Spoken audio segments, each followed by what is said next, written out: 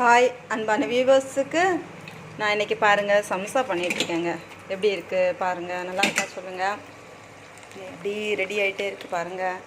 கொஞ்சம் ரெடி பண்ணி வச்சுருக்கேன், இனி அடுத்து பண்ண போகிறேன். எப்படி இருக்குன்னு சொல்லுங்கள். சும்மா எப்படி இருக்குது சொல்லுங்கன்னு சொன்னால் உங்களுக்கு தான் எப்படிங்க தெரியும், டேஸ்ட் பண்ணால் தான் தெரியும். அதாவது 80-90ஸ்லாம் சம்சா வந்து உள்ள எப்படி பண்ணுவாங்கன்னா உருளைக்கிழங்கு வச்சு பண்ணுவாங்க. ஆனால் இப்போ அது இல்லவே இல்லை. இப்போ வந்து வெங்காய சமோசா அந்த சமோசான்னு கொடுக்குறாங்க.